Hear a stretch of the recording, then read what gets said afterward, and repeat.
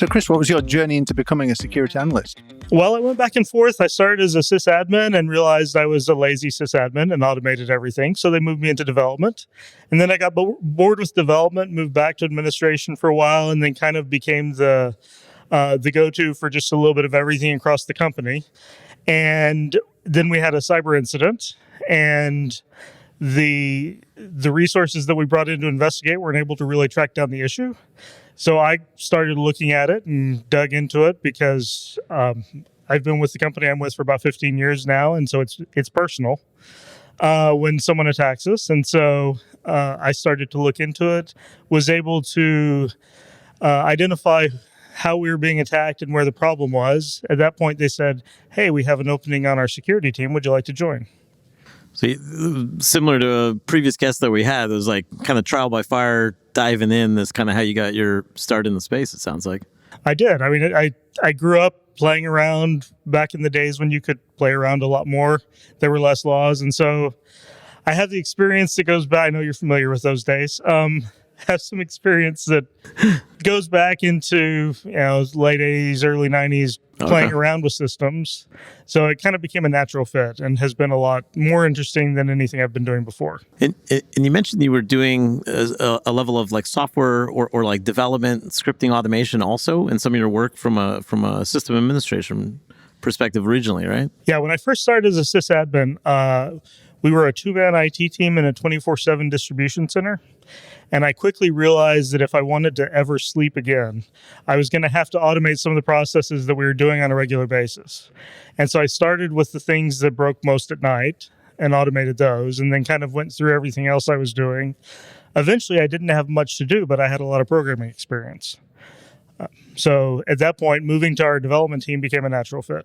Yeah, and I find I keyed off of it because it's interesting, and I think always important when you're thinking of like kind of doing security engineering at kind of the level that things have to happen these days, of like having some of that development, or scripting type background is like super important. I always like to tell the story of one of the last companies I was running security for. Like the recruiting team kind of, it was like my first week on, and they were like, what sort of, like, who do you need to hire? What do you need? And I was like, I need some developers, right? That's like the first thing, even before some of the security aspects, because without being able to, I think as a customer was putting it well earlier, having that glueware, right, to either automate or kind of understand or really to kind of tailor things to your business, to your environment. So that's a cool combination in your background. Thank you. It also helps with, looking at things from different perspectives. Okay, if I want to look at this from a developer perspective, and I'll see it one way, I'll look at it from a security perspective, or look at it from the perspective of an attacker. Having a little bit of experience in each of those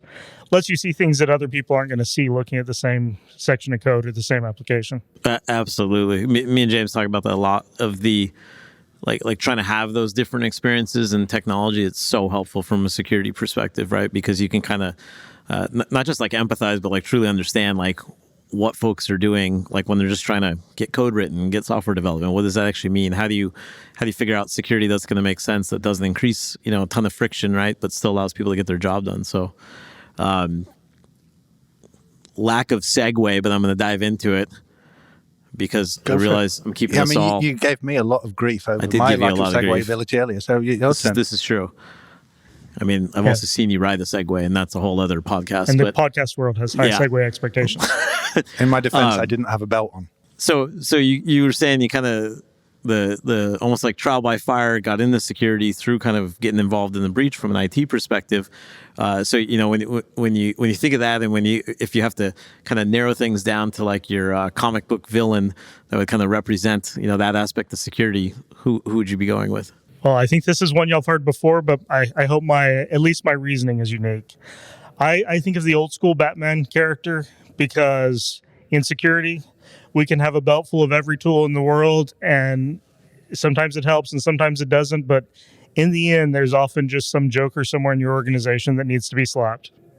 Well, that is a wonderful answer. And I like it especially because it goes back to my point earlier around the penguin as the villain, that when you slap them, it makes the wonderful kapow with the big pop-out thing, just like we have on our podcast. Everybody's been going for like retro Batman. Yeah. I feel like it's been more of the theme. I think people in InfoSec don't relate as much to like the muscly toned Batman, and we're more kind of sitting around just I like it. in chairs. So yeah, I think that works Well, well. not all of us look as good in leather jackets either. So Look at that, Mark. Subtle compliment. Well, it wasn't I subtle. got that left Big me compliment there that for left you. me speechless, actually. Yeah, it's nice. It's nice. And then from your past days, before you got into cybersecurity, are there any things that you used to do in IT that you think, my goodness, I'd be fired if I did that today? There's got to be maybe not even security. There's got to be like an automation story or something. Like the good and bad you start automating, right? It's like you get the one thing, one off wrong, and everything goes down, or turns out you sent 10,000 emails. You got any gem there? We've done our fair share of accidentally spamming the customer base and things like that. But I think the biggest one that really got me is as a developer, I used to think nice, robust error messages were helping, and they do help me. They help everyone else that sees them too. So that's probably the one thing I've changed, is how I handle errors and error messages. So that's probably the biggest one. Is it's impacted how I program or how I go back and look at the programs that I wrote. Absolutely. Our head of UX and everything, kind of customer experience wise with our products, Angela, she wrote a great blog post once about the importance of user experience in security, right? Like you have to get the user experience right. Otherwise, security itself can be impacted, right? So definitely, I think that the nuance you're touching on is an important one. Yeah, no, that's a really great answer, and that's quite a unique take on it, actually. So I really like that one. Anything else you wanted to share in terms of your tips on getting into cybersecurity or succeeding in cybersecurity? I think the biggest thing that I've learned from my path into cybersecurity is just use every opportunity and every chance that you have to learn different things. Being able to look at something from as many different perspectives as possible is how we find the problems and how we find the issues. That's a really nice segue to the end. Yeah, sorry, let me try that again. That's a really nice thing to say. We BeyondTrust have a thing about staying curious. James' ability to wrap up the podcast is standing between. I want to keep talking to guests. I feel like Sarah's at the back going to point at me and tell me off again.